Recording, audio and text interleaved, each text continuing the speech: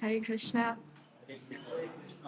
Let's begin with Mangalashram. Om Namo Bhagavate Vasudevaya.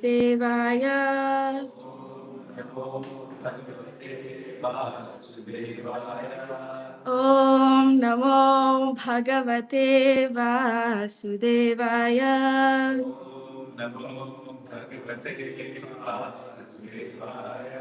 Om Namo Bhagavate Vasudevaya.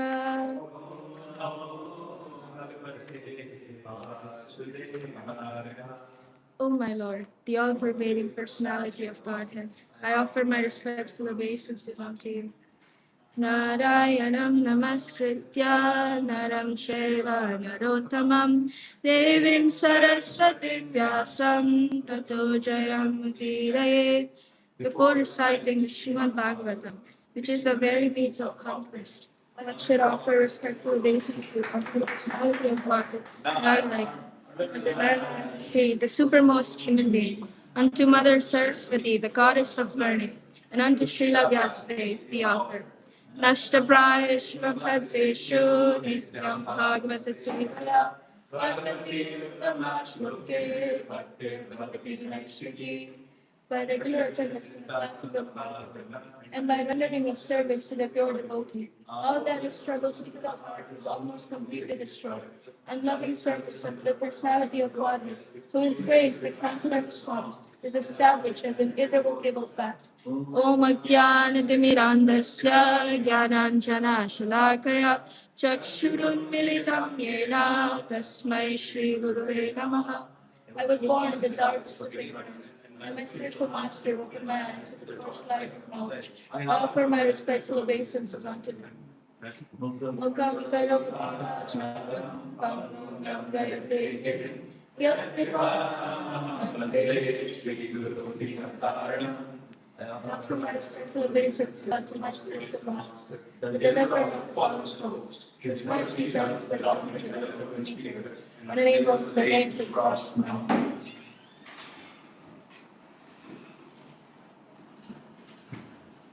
One Prabhu, the verses for the day, please.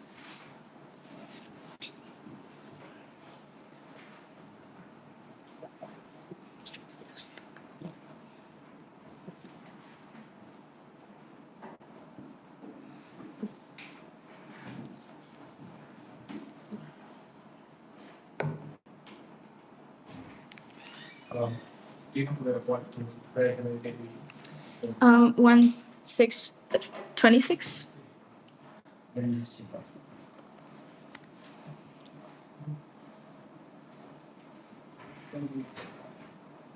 Yes, 1:6:26 to 38.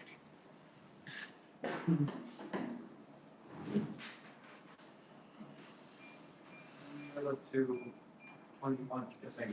21. Yeah. Can't stop. Okay. O virtuous one, you have only seen my person, and this has just increased desire for me. Because the more you have for me, the more you will be free from all material desires. For the servants of the absolute truth, even for a few days, that ability attains firm and fixed intelligence. Consequently, he goes on to become my associate in the transcendental world and pick up the present deplorable material. Intelligence engaged in my devotion cannot be thwarted at any time, even at the time of creation, as well as at the time of annihilation. Your remembrance will continue by my mercy. And that supreme authority personified by sound and unseen by eyes, with most venerable, stopped speaking. Feeling a sense of gratitude, I offered my obeisance unto him, bowing my head. Thus, I began chanting the holy name and fame of the Lord by repeated recitation, ignoring all the formalities of the material world. Such chanting and remembering of the transcendental pastimes of the Lord are benediction. So doing, I traveled all over the earth, fully satisfied, humble, and unenvious. And so, Lord, Yasuni, in due course of time, I, who was fully absorbed in thinking of Krishna and who therefore had no attachments, being completely freed from all material obtains, met with death as lightning and illumination occurs simultaneously. As having been awarded a transcendental body befitting an association of the personality of Godhead, I quit the body made of five material elements, and thus all acquired related results of world karma stop. A little louder, please. When the personality of God and Lord Narayana lay down into the water of devastation, Brahma began to enter into him along with all created elements, and I also entered through his prison.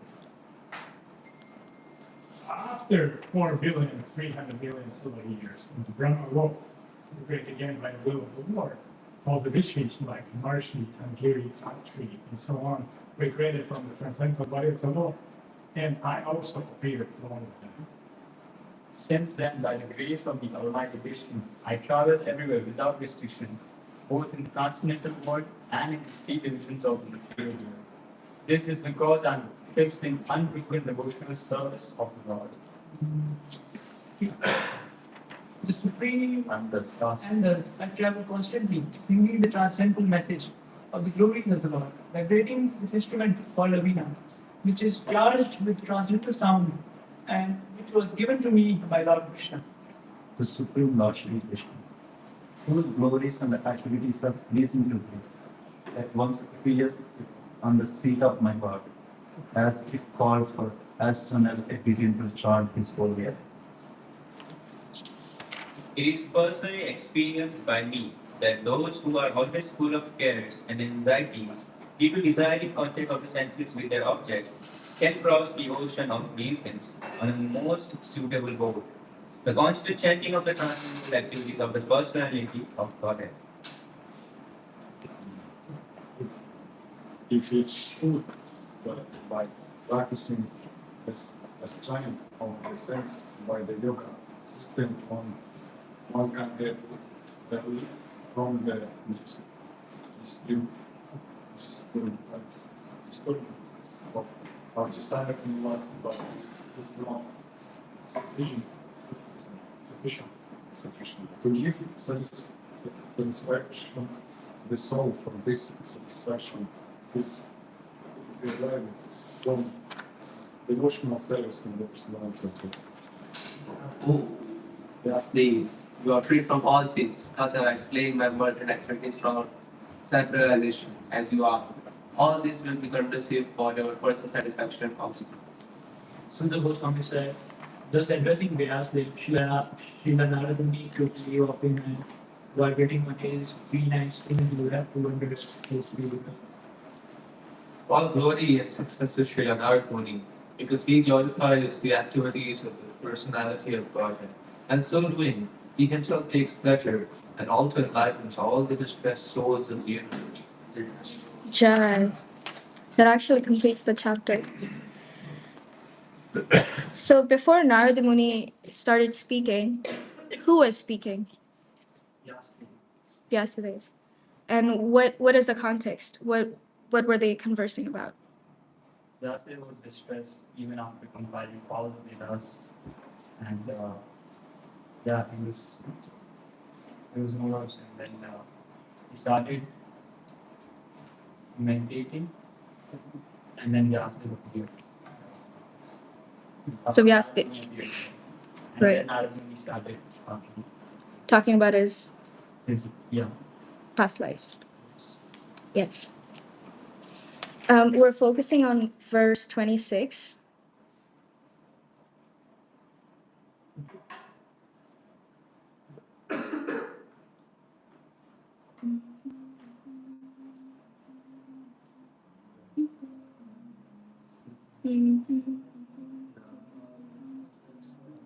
Namanyanantasya hatatrapahapat. Wait, I forgot the meter. Vedeshu sarve. Yeah.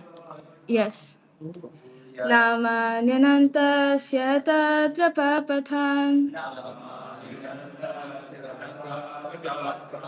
Guhyani bhadrani kritani cha smaran. Kamparyatam stushtamanagata spraha. Kalam pratikshan vimado vimatsaraha.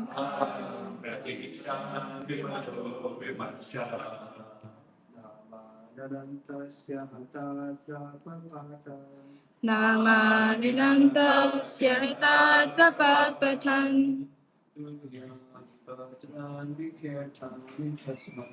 Guhyani bhadrani kritani cha smaran.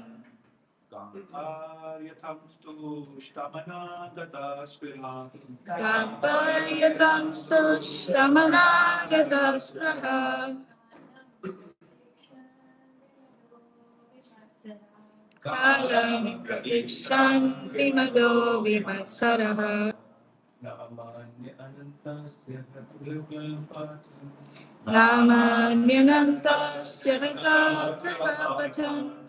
Guhyani bhadrani kritani cha smaran. Guhyani bhadrani kritani cha smaran.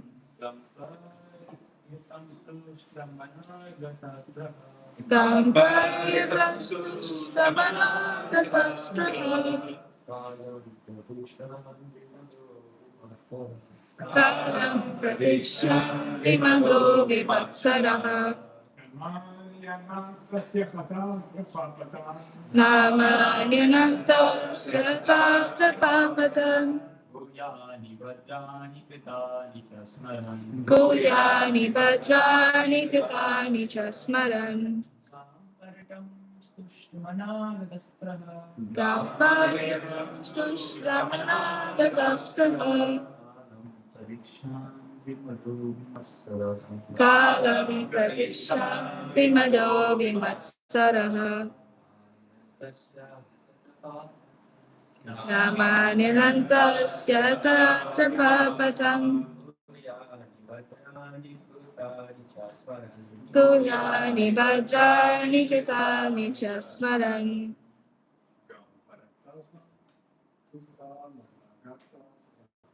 Kamparyatam stushtamanagata spraha. Kalam pratikshan vimado vimatsaraha. Namanyanantasya hitatrapapatan. Guhyani bhadrani kritani cha smaran. Guhyani bhadrani kritani cha smaran. Kamparyatam stushtamanagata spraha. Kalam pratikshan vimado vimatsaraha. Word to word translation altogether, please. Namani, the holy name, fame, etc. Anantasya, of the unlimited. Hatatrapaha, being free from all formalities of the material world. Patan, by recitation, repeated reading, etc. Guhyani, mysterious. Bhadrani, all benedictory. Kritani, activities, Shra, and Smarak, constantly remembering, Ram, on the earth, Prayatam, brings all through. Tushtamana, fully satisfied, Katas Priha, completely freed from material desires, Palam, time, Pratikshan, awaiting, Vimatsaraha, without being envious. Translation altogether. Thus I began chanting the holy name and fame of the Lord by repeated recitation, ignoring all the formalities of the material world. Such chanting and remembering of the transcendental pastimes of the Lord are benedictory. So doing, I traveled all over the earth, fully satisfied, humble, and unenvious. Who'd like to read the purport? Nityananda Prabhu. The life of a sincere devotee of the Lord is best explained in a nutshell by Narad Muni by his personal example. Such a devotee, after his initiation by the Lord or his bona fide representative, takes very seriously chanting of the glories of the Lord, traveling all over the world so that others may also hear glories of the Lord. Such devotees are no strive for material gain. They are conducted by one single desire to go back to Godhead.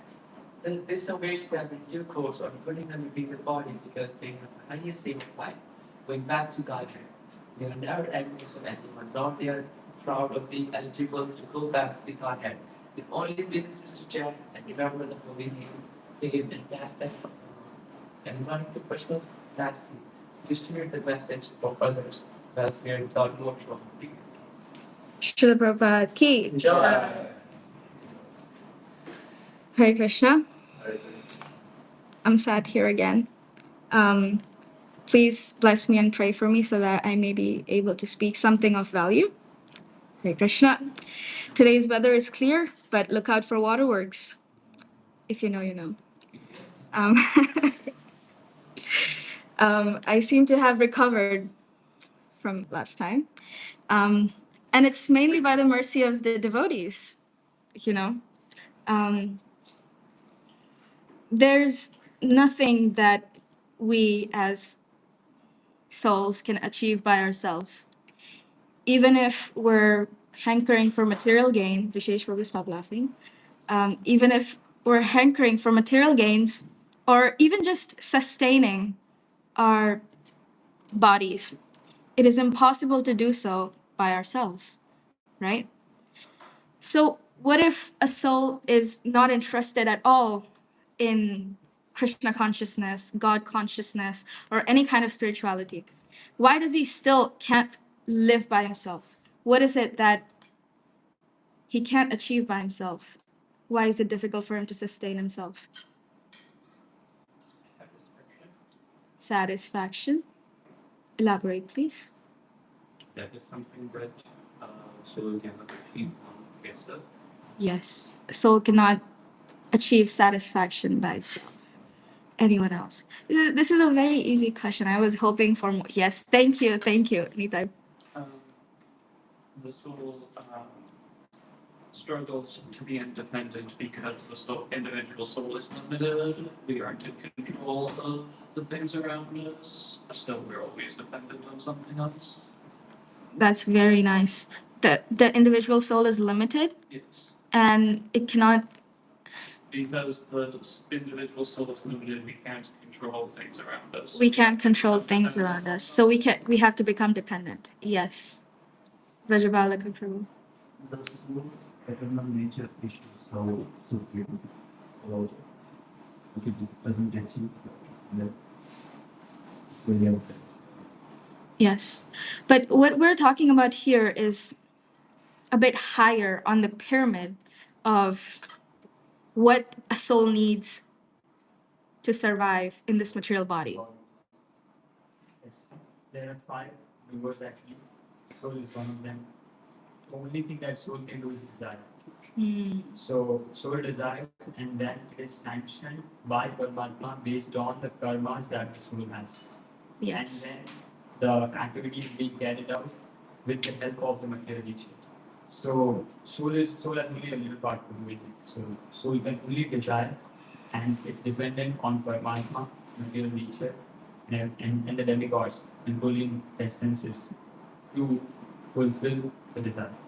Yes. All these are highly intellectual answers, which I was not looking for. The question was, why, even if we rule out all the Krishna consciousness and spiritual activities of the soul, if the soul has no desire for any such thing, why can't the soul still sustain itself? You know, why is it always dependent on something? This time around, it was a rhetorical question. So what I'm trying to say is that we're all dependent, even if we rule out all the spiritual activities. You know, it is said that obviously, without the association of a pure devotee, the seed of love for Godhead is not sown in our hearts. And it is, there's no hope without that, right? And so there's no beginning of bhakti. But even without that, we cannot survive on our own. We need air to live, water to live, which are all provided by the Supreme Personality of Godhead. Even if we don't realize that, we think, oh, it's just available. But we still can't grow our food and eat, which means we're constantly dependent, you know, dependent on our parents, dependent on our siblings, dependent on our partners, dependent on our teachers, politicians, prime minister, and even the non-living aspects of this world, right? And so a soul cannot do anything except desire, as Mona Prabhu mentioned, and which is very interesting because Narad Muni here, he is talking about how he felt, you know, chanting and remembering the transcendental pastimes of the Lord. And what he did, you know, he traveled all over the earth, fully satisfied, humble, and unenvious. These are just three things he mentions: fully satisfied, humble, and unenvious. And to think that if we have all these things, maybe we can also just get liberated. But it is, but as soon as we, you know, individually look at any of these, being unenvious, being humble, or being fully satisfied, we realize that it's next to impossible with the limited resources that we have by ourselves. And that is why we need help, right? In the purpose, Srila Prabhupada is mentioning that such a devotee, after his initiation by the Lord or his bona fide spiritual representative, takes very seriously chanting of the glories and traveling all over the world so that others may also hear the glories of the Lord. And, you know, I hate how Narad Muni is portrayed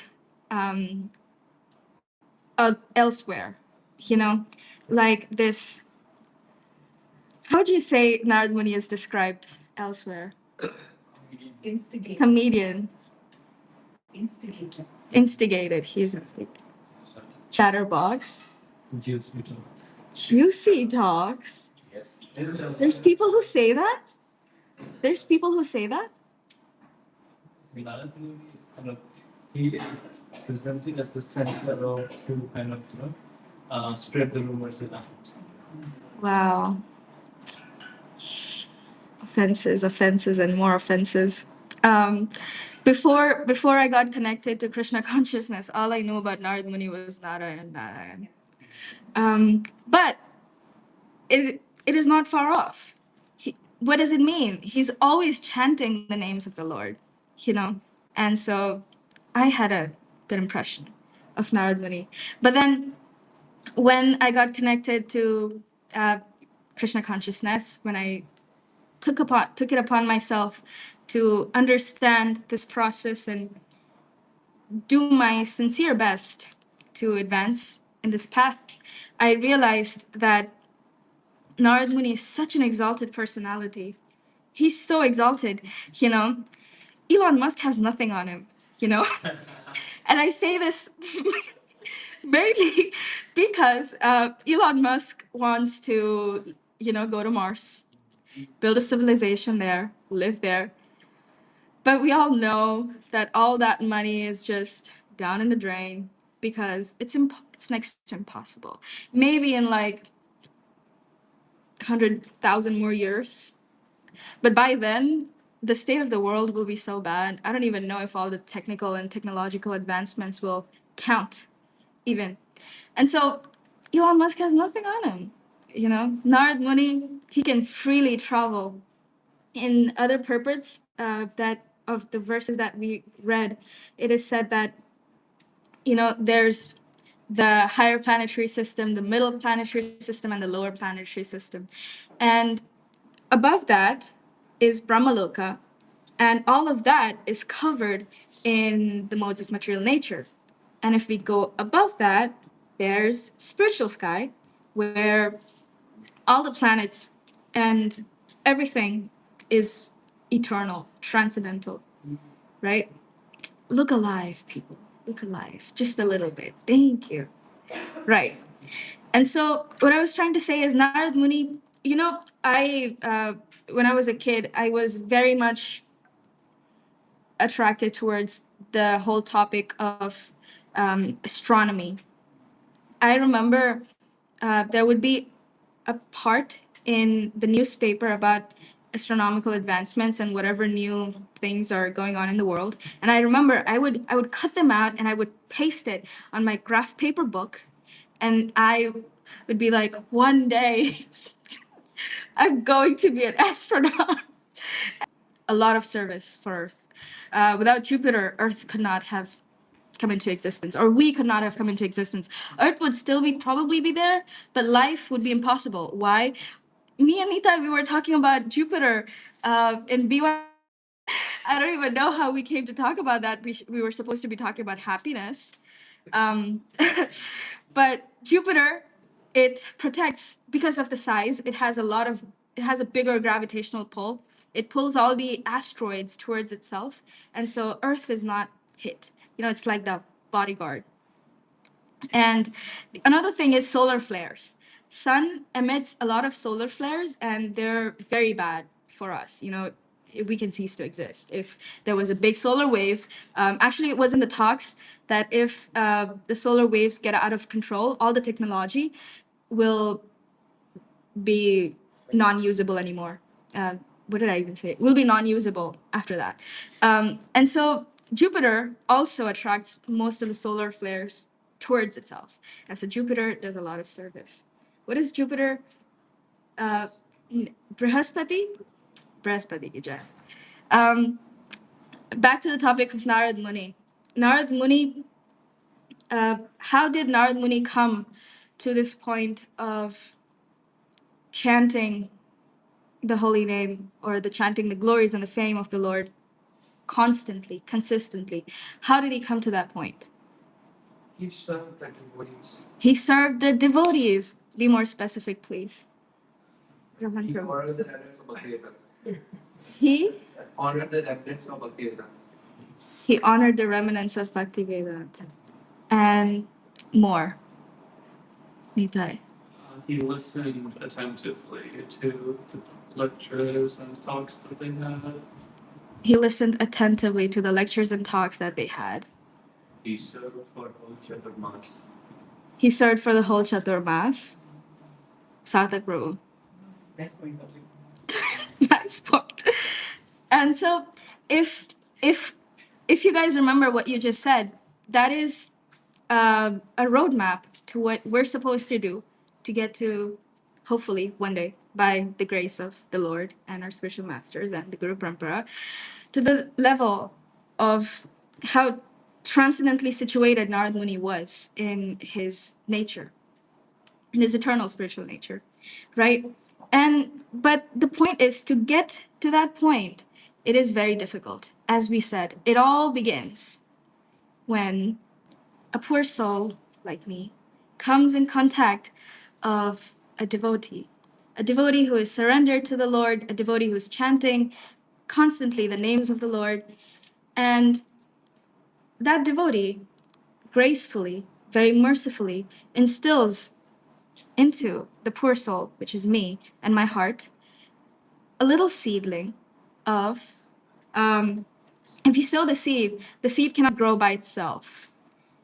the seed needs a lot of attention. What does the seed need?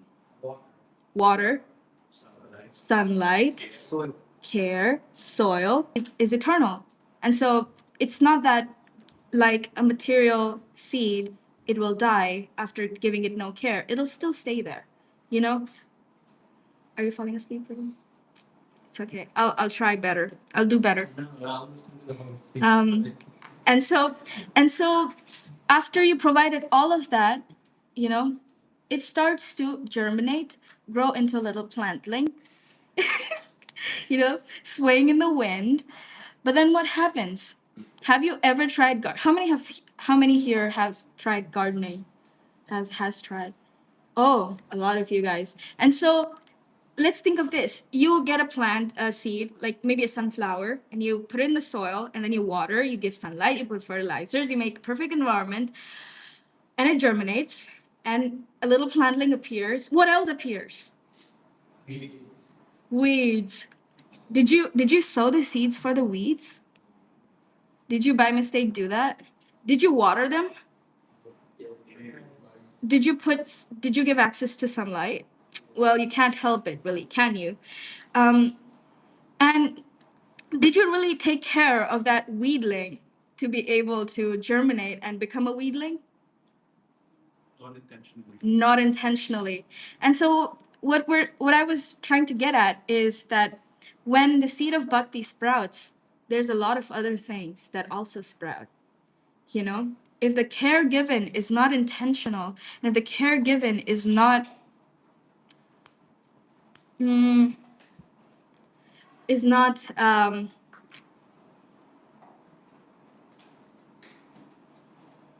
focused on that plantling, other weeds will also grow.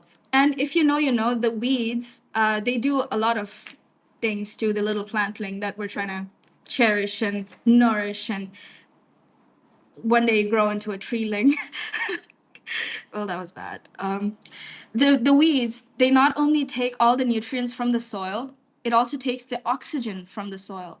Plants, whenever we hear of crops and farming, we know that eliminating all the weeds is very important, because if you don't do that, not only your crops will not yield as much product, but it's a possibility that it may, the Insects and reptiles.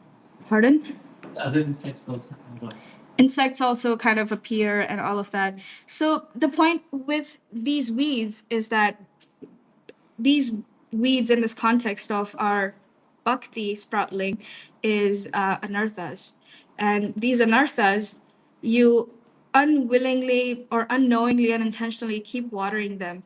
And if they grow big and bigger than our little plantling, it is very difficult for the plantling to survive, which means that weeds actually also they grow like so quickly.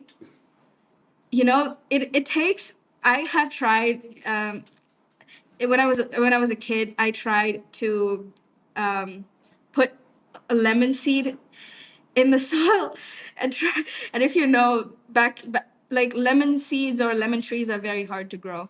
And so I was watering and watering, and then one day this little plant appeared, and I was like, "Yay, that's my lemon tree," But then it appeared that it was some other wild weed, and my grandma was like, "Oh my God, you should just stop this." And so the point is that even after the little plant appeared, all the weeds they covered it so badly that I couldn't even recognize that there was actually a lemon tree plantling in there. And so when my grandma said, "Well, you should uproot all the weeds so that your seed or your germinated plant can grow." And so I removed all the weeds, and I couldn't even recognize that I pulled out my lemon tree, which is bad, right? Because it is so funny that the weeds that appear around the kind of seeds that you sow, they appear so similar to the kind of plant that you're trying to raise, which means that our anarthas are so well disguised that we cannot even, uncover the little plantling that has taken, birth in our hearts. And so these anarthas looking so similar, uh, and so subtle, it is very difficult to identify. One example is when I first came to the ashram, I was very new to Krishna consciousness. I was encouraged to do a lot of kirtan because Vishaka Prabhu, she told me that, you can sing. And I'm like, I can sing, that's right. And so I started doing a lot of kirtan, but then I realized that I wasn't really doing kirtan for Gopinath at all. And I realized that what I was unintentionally seeking was validation from other devotees when they would come and tell me, "Oh, Dino, you sang so well." I'd be like, "Didn't I?" And I would get so happy, and I'm like, "Oh, she likes me, and that's nice." And that's a form of weed. It took a long time. Let me say that I can't even be fully sure that I've fully uprooted that weed of seeking validation through devotional service. It is a very strong anartha that I personally have dealt with. What are other examples? Yes, anarthas that are so well disguised that we feel that we're watering our little plantling, but honestly, the weeds are getting most of the nutrition. Gossiping. Can you elaborate on how we might not realize that it's a weed? You might think you were, I mean, let's say maybe like you might think you were trying to like help that person by being like, like giving a lot of feedback or talking behind the person. Or maybe this person was really you. But honestly, it's like you're mentally conditioning that you want to talk behind. If you don't like the person, you won't talk bad about the person behind it. So it's kind of you feel that there's no problem here. So Yes. just talk. One very common sentence people say when they're trying to justify gossiping is that, "What? It's facts. I'm just saying the truth." It is not gossiping if it's the truth. I think one example could be judgments, like think especially towards like other religions as well. When some you get caught up in thinking like, oh no, see, it's just that we have the highest philosophy, so that anyone who philosophically deviates, I should criticize them because that's just celebrating our philosophy. But then it's like that can very quickly become just another kind of pride and Yes. division. It's a form of ego when we think that, oh, I chose the highest path and I am the most intelligent. Why? Because I made the best choice there is, you know? Yes. And so the problem with all these weeds is that if you try to uproot these weeds, sometimes they're so deeply sown that even if you keep like uprooting them off of the ground, they just keep growing back again and again. Why? Because there's a little part of the root that, tore and it didn't come out, and the whole plant grows again. And our little poor plantling is just sad. And so the point is that it is very important for us to recognize these subtle anarthas. If it's big and flashy, the anartha, they can be very big and flashy. Me and Sarthak Prabhu, we were talking a while ago, and I think he said or I said, I don't even remember, but someone said that when someone has a certain anartha, except themselves, everyone else can see that they have that. And so sometimes anartha can be very big and flashy, and sometimes they can hide themselves, put a mask. So it is very important to identify them. What are some ways to identify them? We're running out of time, so I will just move on with what I was trying to say. One of the ways is to have close associates, to have close friends who know you from inside out, and they can tell you. Like this one time, someone told me, "Oh, you're very irresponsible." and I was so offended. And then 2 weeks went by, and I was like, you know what? I am very responsible. Maybe I should do something about it. Then someone told me, "Oh, you're very stubborn," and I'm like, "Me? I'm a people pleaser, for Lord's sake, you know. I cannot be stubborn. If anything, I will, leave whatever I believe in and accept what you have to say." And then they made me realize that no, actually, I am very stubborn, and these are things that I wasn't even aware existed in myself, and it was, and um, and so the point is, having close friends, associates, is very important. Develop that friendship, develop that relationship. Open up your heart to receiving that friendship, and make some efforts by yourself also to form that friendship if you don't have one. I'm saying that because that's something that I've been trying to do. Another way you can do is by reading examples from the scriptures. Narada Muni. We read about Narada Muni and we understand that how did Narada Muni come to the point of getting a transcendental body or being liberated? Well, he's already a liberated soul. In further purpose, it is written that when the day of Brahma ends and night begins, annihilation happens, right? And everything is Vishnu, yeah. Vishnu, louder, confident. Vishnu breathes. Vishnu breathes in, Yeah. and takes everything in. So everything is dissolution happens. And so it is said that every time again Brahma starts creating, all the rishis and Narad Muni himself, they all appear, But Narad Muni is not bound like the rishis are bound. Because the rishis, although they're very elevated in their own science, they're unable to reach the Supreme Personality of Godhead. I understand. And so a few other things that I was trying to say is that having close associates, close friends, reading examples from the Shastra, chanting very sincerely, it can help bring those anarthas to light. Because without that sincerity, it just takes a long while. You go years after years thinking that I'm making advancement, but then subtly not much is happening. The little plantling is being suffocated by all the other weedlings. And so that is there. But then also, it is important for us to recognize the importance of self care. Moon goes through phases, doesn't it? And it affects its gravitational pull and everything else. Why does moon go through phases? No, no, no, no, no. This is a very like science question. Yeah, science question. Yes. The Earth's shadow blocks a portion of the moon. And so the point is that sometimes circumstances arise in our life such that it is impossible for us to give our 100%. And so we think, it's okay, I'll just take the day off.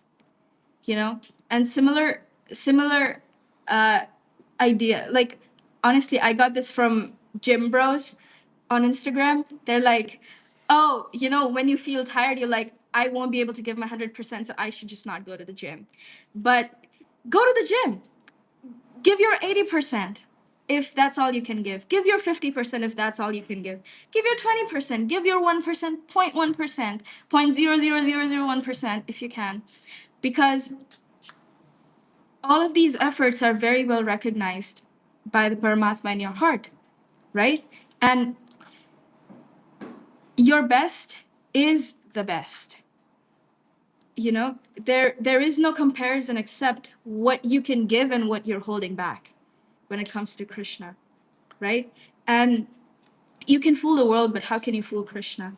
And so it's okay to go through phases in our life, but as long as we bounce back, as long as we come to that point of the full moon night, we have to keep striving. We have to keep going. Krishna says, Tesham satata yuktanam bhajatam priti purvakam dadami buddhi yogam tam yena mam upayanti te. That if satatam kirtayantamam, if you keep chanting my name, if you keep chanting my glories, sincerely, with love, I will give you the knowledge by which you can come to me.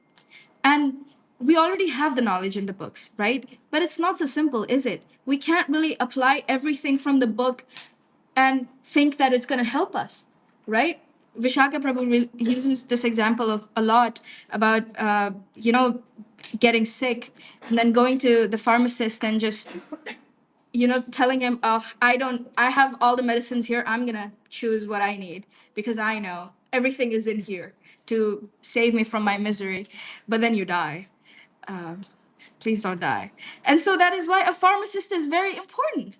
Having mentors, having having a guru, having siksha gurus, it is very important to recognize the need for mentorship in our life. Because, like, through my personal observation, we tend to think that we know everything, we have the answers to all of our problems, but sometimes we don't even recognize our problems. we I When I was little, I got into an accident and I thought that I broke my pinky. And so I go to the doctor, the x-ray shows up and it's like, oh, the pinky is not even broken, but I broke my elbow. And so I was wrong at diagnosing my problems. So more often than not, we're unable to diagnose ourselves of the misery and the sickness that we're going through unless we have a very qualified doctor. So it is very important to take shelter. Take shelter of a Siksha guru, take shelter of a Diksha guru, take shelter of Srila Prabhupada. Why not? And if we continue on this path, which has no loss and no diminution, what will happen? One day, we can all get our space jackets. Actually, we don't even need a space jacket. We can just become a transcendental spaceman. If you wish to chant the glories of the Lord unconditionally, consistently, without stopping, you can do so. You want to go? You want to go do Sankirtan in hell? You can do that. Narad Muni probably is doing that. If you want to go back to Godhead, go back to Godhead. But one foolproof way of solidifying our chances to get to that level is by doing what? Chanting, individual items, chanting, kirtan, eating prasad, Bhagavatam reading, hearing, more, Dancing. dancing. What else? Shout out some things, please. Deity worship. And what happens? What happens when you feel low? What happens when you feel down? You say, "Oh Lord Krishna, please." Okay, "Oh Lord Krishna, please protect me and maintain me. Oh Lord Rama, descendant of King Raghu, please protect me. Oh Krishna, oh Keshava, oh killer of the Keshi demon, please maintain me." And so we sing, Krishna, Krishna, Krishna, Krishna, Krishna, Krishna, Krishna, hey, Krishna,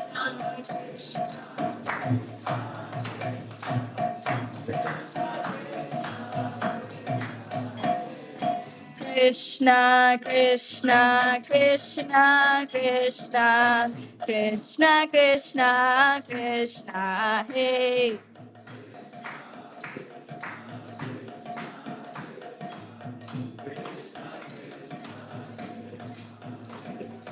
Krishna, Krishna, Krishna, Krishna, Krishna, Krishna, Raksha Mam.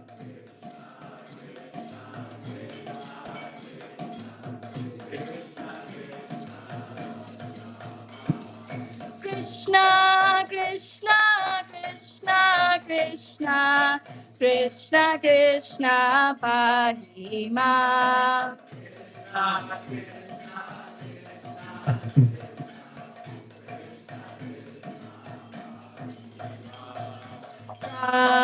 Raghava, Rama Raghava, Rama Raghava Rakshama.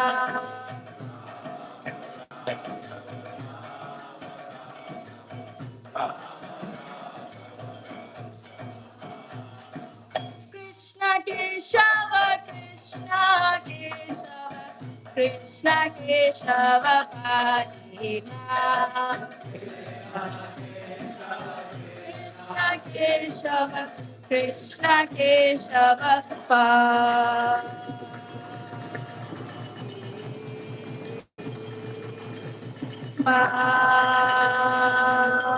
On the count of three, everyone will say Krishna. 1, 2, 3. Krishna! Granthraj Srimad Bhagavatam ki.